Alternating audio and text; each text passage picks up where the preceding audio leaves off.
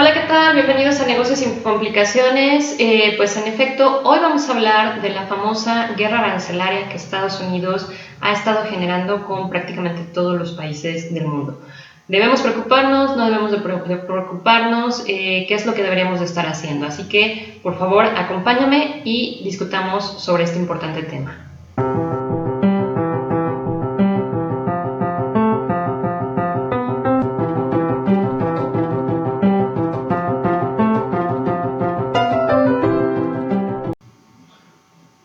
Hola, ¿qué tal? Bienvenidos a Negocios sin Complicaciones. Mi nombre es Nadia Montes, especialista en comercio exterior y gestión empresarial. Y en efecto vamos a hablar de este ya tan discutido tema de la guerra de aranceles que Estados Unidos ha estado propagando en los últimos meses. Sí, con un trasfondo político bastante importante que es la reelección del señor Trump. Así que hablemos qué es lo que está sucediendo y por qué estamos enfrentando esta guerra de aranceles. Ya hablamos y ya lo tenemos aquí en el canal, un episodio que es Adiós a la globalización, y ya habíamos discutido el por qué la globalización ya es un modelo económico que no existe, que ha muerto y que de alguna manera lo único que falta es declararlo formalmente muerto y enterrarlo. Pues bien, precisamente esta guerra arancelaria que estamos viendo, que está propagando Estados Unidos, es lo que decimos mucho aquí en el centro de la República, ¿no? Es dar patadas de niño ahogado. Es decir, Estados Unidos lo que está haciendo es tratar de defender un modelo económico que es el que le da sustento a todo el desarrollo económico de su país, pero que el resto del mundo está abandonando poco a poco porque ya se dio cuenta que es un modelo que ya no responde a las necesidades de este tercer milenio, en donde tienes un cambio climático bastante importante, en donde hay una serie de personas que han sido desplazadas de estos trabajos fabriles debido a la automatización de plantas y en donde tenemos una escasez cada vez más importante de recursos naturales, tanto por la sobreexplotación que se dio en este modelo de la globalización, como por este proceso del calentamiento global que también originó este modelo de la globalización. Y ya habíamos comentado que está surgiendo un nuevo modelo económico que está basado en 3 submodelos, que es la economía circular, la economía compartida y la economía verde. Hoy en día ya hay algunos autores que están nombrando a este modelo económico como economía de la conciencia. Y en efecto es economía de la conciencia porque el consumidor del tercer milenio ya no es un consumidor al que puedas manipular a base de una mercadotecnia tan simplista como la que teníamos durante esta etapa de la globalización. Ya es un consumidor que piensa antes de comprar, antes de hacer una decisión de compra. Y por lo tanto, pues es un consumidor consciente, es un consumidor que sabe que su dinero puede tener una repercusión no solamente en el dinero de otras familias, sino también puede tener una repercusión positiva o negativa en el medio ambiente, en el hogar de todos, en esta madre tierra. Entonces lo que está haciendo Estados Unidos es tratar de defender a un modelo caduco a través de amenazar a los países que dependemos económicamente de su economía con un alza de aranceles. Obviamente entiendo la posición de gobierno, ya saben que yo no estoy de acuerdo con esta presente administración, eso lo he dejado muy en claro, pero entiendo esta reacción de gobierno de voy a renegociar lo ya negociado y a tratar de parar este proceso de alza arancelaria, porque yo todavía tengo aquí en mi mercado mucha industria que depende de esa exportación hacia Estados Unidos de Norteamérica.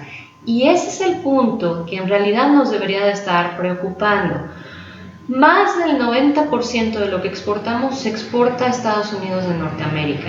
Y ojo, y esto sobre todo va para los jóvenes que están en las escuelas, ese tema ya no es un tema de gobierno, ya es un tema de empresa, ¿ok? Es un tema de que las empresas no están volteando hacia el otro lado del charco, en donde tienes una cantidad increíble de acuerdos comerciales ya firmados. Estamos hablando de acuerdos con Japón, con Israel, con toda la Unión Europea, con la Asociación Europea de Libre Comercio, con Oceanía. Recordemos que ya tenemos el CTPPP y ya podemos buscar otros mercados para los productos, pero el problema es que para el mexicano, para el empresariado mexicano, ha sido muy cómodo permanecer en este círculo de confort que surgió después de 1994, cuando se abre el NAFTA.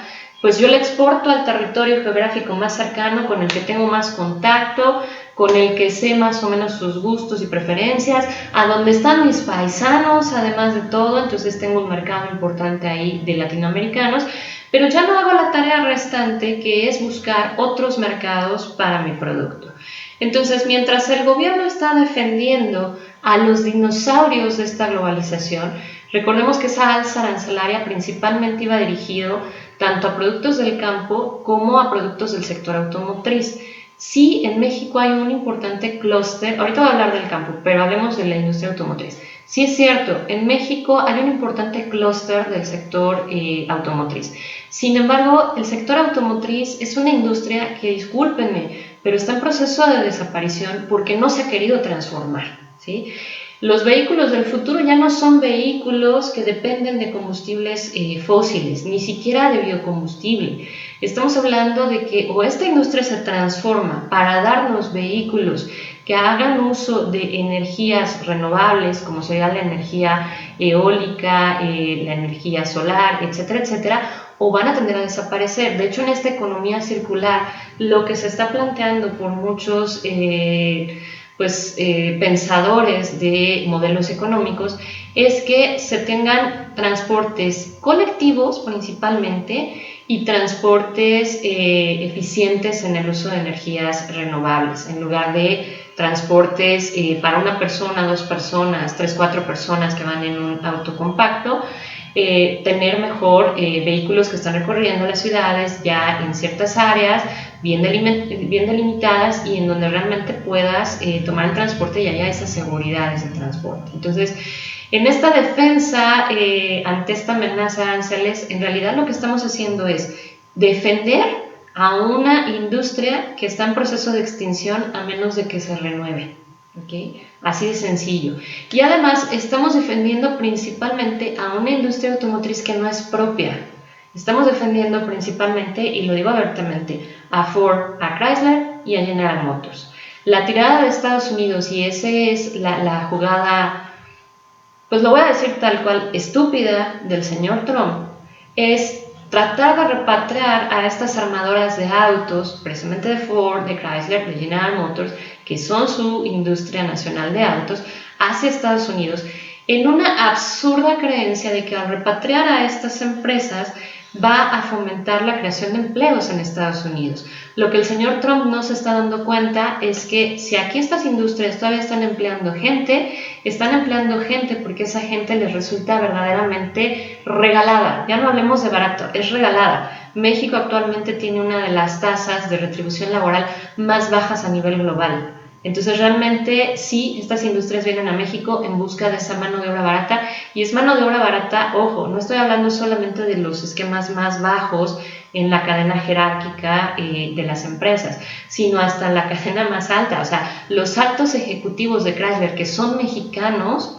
o sea, que trabajan aquí en México, es gente que está mal pagada en relación a los ejecutivos de otras naciones dentro de esa misma empresa.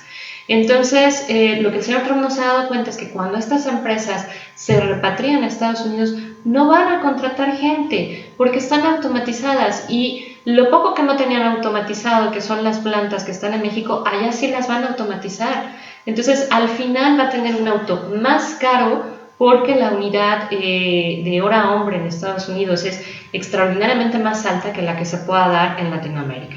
Así que salir a defender a esta industria es defender, por un lado, a la estupidez del señor Trump y por otro lado a una industria que en México no aporta, y perdónenme, pero no aporta. Sí es cierto que hay mucha pyme que depende de esta industria automotriz, pero estas pymes que son autoparteras y que sí son mexicanas, créanme que están teniendo más éxito exportando hacia otros mercados que lo que pueden estar teniendo tratando de sobrevivir con la venta de productos hacia estas empresas, en donde les castigan mucho el precio, les ponen muchos peros de calidad, y además de todo, pues como ya hay bastante desarrollo de autoparteros, pues simple y sencillamente lo quitan por el nuevo que venga y que sea más barato y que sí se ajuste a las condiciones de pagos extraordinariamente largos en cuanto a días de crédito, y que pues cuando ya te pagan, pues finalmente ya debes ese dinero, ¿no? Entonces, México no debería de estarse enfocando, y México y Latinoamérica, también lo digo tal cual, en esa defensa de esta guerra arancelaria, porque estamos cayendo en un juego de suma cero. Nadie está ganando, ¿ok? Lo que tiene que hacer la clase empresarial mexicana, y aquí no hablo de las transnacionales, aquí hablo del mexica, ¿sí? Aquí hablo de empresas nacionales, de capital nacional. Lo que tienen que hacer es empezar a voltear hacia el otro lado del charco, empezar a ver las oportunidades de mercado que hay en otros países y hacer esa exportación hacia allá. Yo sé que implica salir de este círculo de confort, porque tienes que diseñar toda una cadena de suministro hacia un país con el cual no tienes ese contacto geográfico tan cercano, y por lo tanto hay un desconocimiento bastante fuerte, pero es necesario hacerlo. Ahora, en materia del campo es exactamente la misma total y absoluta estupidez en la que estamos cayendo. Solo que aquí esa estupidez es todavía más grave, porque tú le vendes casi toda tu producción agrícola a Estados Unidos. Estados Unidos te pone una inmensidad de controles como no tienen ni idea. O sea, realmente entra tanto la FDA como el Departamento de Agricultura, te ponen N peros para que llegue tu producto allá, exigen la mejor calidad del producto, el resto te lo regresan y además te malpagan por el producto, ¿ok? ¿Qué debería de estar haciendo México? Y lo debería estar haciendo junto con Latinoamérica. El resto del mundo, estoy hablando de las principales, de los países o las potencias industriales, estamos hablando de Estados Unidos, Canadá, estamos hablando de la Unión Europea, los países más industrializados en aquella zona, y obviamente Japón, Corea y Singapur, están concentrados ahorita en esta caída de este modelo global y están realmente en esa lucha por mantener su poderío económico, porque grandes conglomerados industriales se les están viniendo abajo, o sea, se están cayendo como si estuviéramos hablando de estas torres de cartas de barajas que les sopla el aire y se vienen hacia abajo. Pues eso es exactamente lo que les está pasando. Lo que debemos hacer es un alto como nación, como mundo empresarial, y decir, a ver, momento, dejemos que aquellos se peleen y tengan su guerrita por mantener la supremacía industrial. ¿Qué es lo que deberíamos de estar nosotros enfocando nuestra energía y nuestra atención en estos momentos? Lo que deberíamos estar haciendo es rescatar el campo, ¿sí? Irnos hacia esta parte de la economía verde, de este modelo de economía de la conciencia. ¿Por qué? Porque a diferencia del resto del mundo industrializado, estamos en una posición geográfica privilegiada. Prácticamente tenemos todos los climas, bosques, selva, tundra, si se quiere ver así, tanto, o sea, todo, desde el norte de México hasta la Patagonia, tenemos una cantidad de climas por nuestra situación geográfica que nos permite todo tipo de cultivo, todo tipo de pesca, todo tipo de ganadería. Obviamente hablamos de apicultura y una producción pecuaria, agricultura, silvícola, etcétera, etcétera, importantísima. Entonces realmente ahí es donde deberíamos estar enfocando nuestra atención, en generar cultivos libres de GMO, ¿sí? O sea, nada de genéticamente modificados que tantos daños a la salud ya están haciendo. Por algo en el tribunal Monsanto perdió. Y el tribunal de La Haya le dijo, ¿sabes qué? Momento, eres un ecocida y tus semillas y tus productos químicos están generando ecocidio y están generando daños a la salud humana que has querido ocultar. Entonces ya es el momento de decirle adiós a Monsanto, adiós a Bayer, que pues ahora sabemos que compró Monsanto, y decir, se acabó esto en el agro mexicano, en el agro latinoamericano. Vamos a recuperar esas semillas ancestrales, todas las variedades de maíz que tenemos en México, la soya, etcétera, etcétera. Vamos a limpiar esos cultivos, pero ahora no solamente nos vamos a concentrar en el cultivo, en la crianza de ganado y venderlo tal cual, sino que vamos a desarrollar un clúster de producción agroindustrial, ¿sí? Pero agroindustrial verde, es decir, te vendo tanto el jitomate en su estado natural como la salsa de tomate ya debidamente envasada, y va a estar envasada en frascos de vidrio porque eso no lleva químico, no lleva ningún riesgo de toxicidad con metales y con estos esmaltes o estas resinas epóxicas que se ponen al interior de las latas para evitar obviamente una contaminación. Entonces tendremos que estar pensando ya en estas formas de llevar los alimentos que podemos producir, que tenemos la capacidad de producir aquí, al resto del mundo, ¿sí? Cuando estos señores se acaben de pelear y se den cuenta que el modelo ya fracasó, va a ser muy tarde para ellos. Y en ese momento México y Latinoamérica ya estaría realmente fortalecido en esta producción de alimentos. Y entonces la jugada es diferente. ¿Quieres mi cultivo? ¿Quieres mi cárnico? ¿Quieres mi pesca? ¿Quieres mis productos procesados de estos alimentos verdes? Te cuestan tanto. Y no voy a pasar por requisitos tarados y por barreras técnicas al comercio, porque ahora las reglas las pongo yo. ¿Por qué? Porque soy el productor número 1 de alimentos a nivel internacional. Y México y Latinoamérica en su conjunto pueden hacer esta jugada. Y sería una jugada de ajedrez maestra. Ahí sí sería un jaque mate al resto de este mundo industrializado. Y eso nos libraría de esta dependencia económica hacia papi Estados Unidos y en segundo nivel hacia papi Canadá. ¿Sí? Realmente ese es la jugada o ese es el punto hacia el cual deberíamos estar enfocando nuestra energía y nuestra atención. Entonces, chicos, y aquí sí me dirijo a los chicos que están estudiando negocios internacionales, ya les puse una serie de episodios sobre emprendimiento basado en comercio exterior. Pues ahora viene este reto, piensa en tu emprendimiento en comercio exterior, pero ¿por qué no piensas también en que ese emprendimiento de comercio exterior tenga una causa social de fortalecer y retomar el campo mexicano y llevar ese producto del campo ya no solamente como materia prima, sino como un producto ya terminado a esos más de 12 acuerdos comerciales que tenemos? Y obviamente sumar esfuerzos junto con el resto de Latinoamérica para conjuntar una producción que sea atractiva para el resto del mundo. ¿Se imaginan hacer de México la nueva Holanda en materia de alimentos? Para quienes ya conocen el mercado europeo, ustedes saben que Holanda es pues el punto hacia donde entran todos los productos del resto del mundo hacia Europa, y de Holanda se revenden en el resto de Europa. Pues México tiene esa capacidad junto con Panamá. Si realmente Latinoamérica y México se unen y se dan la mano por primera vez en su historia, en lugar de darnos pues la clásica puñalada por la espalda a la que hemos estado acostumbradas desde pues el siglo pasado, ¿no? Entonces creo que es momento de dejar ese capítulo atrás, creo que es momento de pensar sí en un nacionalismo mexicano, pero también en este renacimiento de Latinoamérica, en un esfuerzo por hacer que nuestras economías suban de nivel y obviamente nos posicionemos en una etapa en la cual nos hemos librado de esta dependencia económica. Entonces, no es que nos deba de estar preocupando esta guerra de Estados Unidos, sino que esa es una alerta y una señal de que no estamos haciendo bien las cosas, de que a pesar de tener una gran cantidad de acuerdos comerciales, en realidad no hemos logrado profesionalizarnos en materia de comercio exterior y tener realmente una oferta interesante para el resto del mundo que nos posicione como el lugar número 1 en esa oferta.